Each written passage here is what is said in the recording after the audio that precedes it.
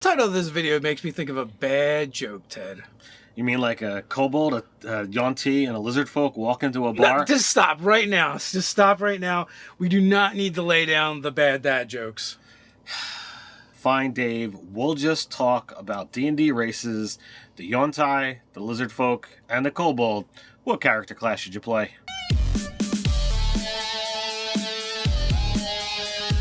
Welcome to Nerdarchy for nerds by nerds. I'm Nerdarchy Dave, and as usual, I'm hanging out with this nerd. Nerdarchy Ted. Hey, maybe it's your first time visiting Ted's Basement. It's a place where we like to talk about news, views, and homebrews for 5th edition Dungeons & Dragons. Sometimes we even talk about other games. So if you don't want to miss a single video, don't forget to hit that subscribe button and attune to that notification bell. Alright, so you said Kobolds, Lizardfolk, and Yuan-Ti, right? Indeed. So this is a little bit of a departure from kind of what we've been doing with our, what class should you pick for this race? Because they're not subclasses of each other, and they're not really related. They're not sub-races, you're right there. But they're all from Volo's guide, and they're all scaly. They're all lizardy kind of things. Reptilian. Reptilian, that's the word I'm looking for. Reptilian.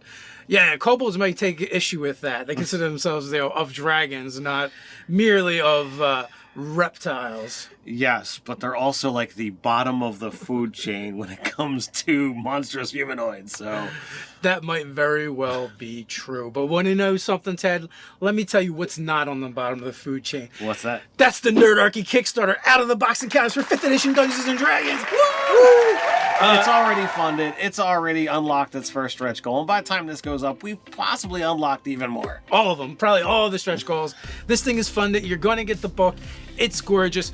We've partnered with Arknight to make flat plastic minis and maps to go with it. So you'll have everything you need to run this encounter at your table. You'll have the encounter. You'll have the plastic clear pawns that look amazing. You'll have the maps and assets to put down to build the encounter. Don't just say assets. It's objects so that you can not only have the maps, all these interchangeable things to be able to make all the adventures in the book and more. You can go over to the Kickstarter page. You can see the art that we've got over there already. It looks fantastic. We're super excited. We've already got 35 encounters that are unlocked with more on the way. We have special guest Lisa Penrose, D&D community manager temporarily right now as she's filling in, but she's also the community manager of Adventures League as well as the DMs Guild. She's got writing credits for Wizards of the Coast with, I believe, Dungeon of the Mad Mage, maybe some other things as well. So we're going after top tier people to help us out with this project. So do yourself a favor, help us out, and go check out that Kickstarter. All right, now let's jump back into our scaly friends. Well, you did say the bottom of the food chain, so I guess we'll start from the bottom and work our way up with kobolds. They get a +2 to dex and a -2 to strength. Wah, wah. That negatives aside, they're going to get dark vision out to 60 feet. Not too bad. They're going to get grovel, cower, beg. One of the, super race abilities in the game. They get to use their action to give the help action to everybody on their team. Super awesome. As well as pack tactics. Another phenomenal ability. So I think this is kind of counterbalancing their -2 to strength, if you ask me. Yeah, and one of the things they have that is dark vision that gets offset by that sunlight sensitivity. Unfortunately, but what are you going to do? And then we have languages for them, which is going to be common and Draconic. So Draconic, is the language of magic, for a lot of things in D&D. So while they might not, have to be a mage, there's many times that just having that is going to be really helpful. So where is this going to wind up leaving us for best class? Well, as a dex-based race, that kind of opens you up to fighter, that opens you up to ranger, and I would say rogue, obviously, kind of obvious choice. Now, with that dex being, such a super stat in this game, getting a +2 automatically is going to be able to start you off with a 16, should you so desire. So yeah, I definitely see those kind of things. Where do we think this is unexpected would work for him? So we have Warlock and Cleric. You thought they were good choices, so you put them on the list. Kobolds are, as I said earlier, the bottom of the food chain. They are basically servitile by nature. They are completely willing. Look at the race ability, grovel, cower, beg. They would rather serve somebody else than die. So to me, that really leans heavily towards, hey, I like you. You give me power. Cleric and Warlock fit that to a T. So therefore, yeah, I would definitely put them towards there as a thematic go-to. Now, I like what you're laying down there. I would also add one more, and that is Sorcerer, Draconic Bloodline, because I just feel like some of them feel like they're born with the blood of dragons. And what would be more fitting than being a Draconic Sorcerer? That is true. I don't generally see a whole lot of kobolds with that high charisma, but thematically, I definitely see that tie. And there's nothing to say that you can't drop a decent charisma score as a kobold. All right, next up we have Lizardfolk, and they're going to get a bonus to both Con and Wisdom. Super helpful here. They're going to get a bite attack that they can also use their Hungry Jaws on to gain some temporary hit points. They're going to get a swim speed, and they're going to get natural armor, which is going to give them 13 plus their dex. So something to be able to formulate that armor class. And don't even ask, it stacks with nothing except for a shield. That's it. They also get two cool abilities called Hunter's Lure, which they get a bunch of skills that they get to choose two from. And they also get Cunning Artisan, which means if they kill something, they make useful things out of it. Maybe javelin head or blowgun darts or something. You can make a shield, super helpful for that, stacking with your armor class. But they're also going to share a similar trait with their kobold kin, whether they like it or not. They both speak Draconic and Common. So with that, let us jump into our expected character classes. All right, so this is kind of a slight deviation from what we normally do, but having that +2 to con means they are going to be better at, melee warriors. So your fighter, your barbarian, your ranger totally works for these guys, and those extra hit points, while it's not going to make them better at hitting and doing damage, it's going to make them better at taking the damage. So I think that definitely works. Getting the bonus to wisdom obviously is going to make them, lean better towards cleric and druid. Well, also from the warrior classes, ranger tends to be heavy with wisdom as well, so that would double up there. I would completely agree with you. So unexpected, any of the spellcasters that can't wear armor, or any character that doesn't wear much armor, they do really well out, because starting with a 13 is the best armor that a lot of classes can actually use. It's actually better. So if the best you can do is light armor, having that 13 is really nice, because you can then add your dex. So rogues would benefit from that nicely.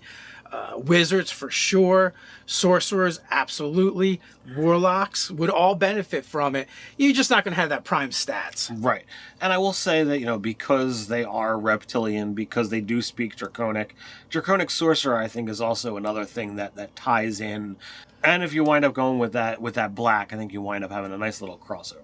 Yeah, there's a good possibility their tribe even worships a black dragon. So absolutely, that would work nicely. So with that, let's go into our last one. The Yuan-Ti, these guys, the purebloods. I know there's a lot of mixed feelings out there because some of their abilities are pretty powerful. But what are we getting with them? For our stats, we're going to get charisma and intelligence. They're going to have dark vision. They have magic resistance.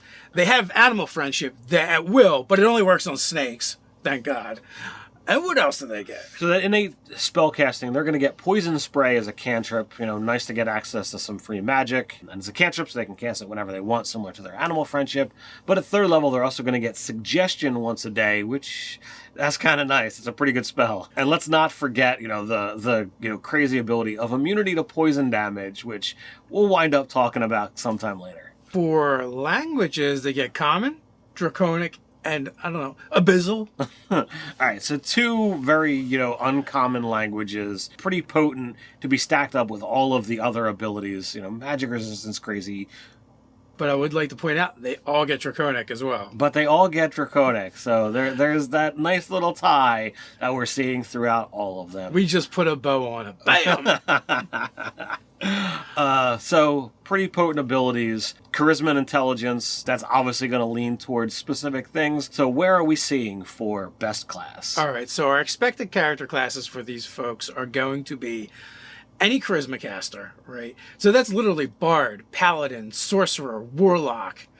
And also, we have intelligence, that's wizard.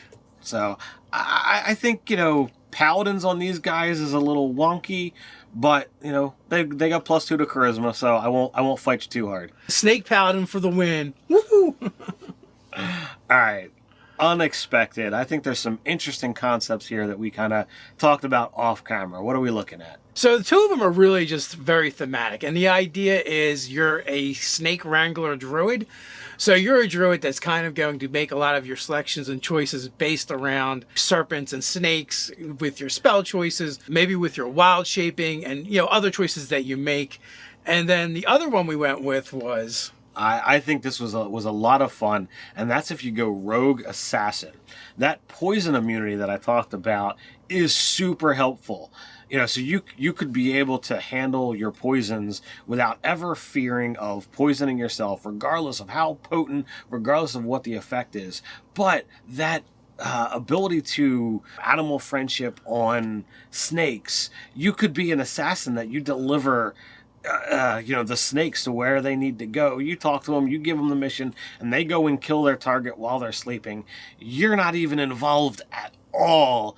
Is just such an amazing concept, and it's like, yeah, this is deadly. Yeah, you're just having a conversation with a snake, like, hey, buddy, what are you planning on doing later? I don't know, biting someone or something. Perfect, buddy. I got just the place for you to be. You know, or the assassin that breaks out the bottle of wine, pours it for themselves and pours it for their victim as well, and they drink first. Yeah. And they're straight up drinking the same poisoned wine as their victim. But what do they no care? issues, you know. So it's a great way to just, you know, off your prey and not look like the culprit. So the question is, how many of you are playing these in your game? What's your favorite? What are some of the characters you've played? Let us know down in the comments. But before we head on out, let me take a moment to invite you to join Nerdarchy, the adventuring party over on Patreon. Ted, what can they find there? We're creating products for 5th edition Dungeons & Dragons every month that both players and DMs alike can drop right into their game. Hey, but that's not all. There's more. We do monthly giveaways, and our patrons are automatically entered. We're also doing weekly hangouts with our patrons and more. So quest on down to the description, join the Nerdarchy adventuring party, and until next time, Stay nerdy.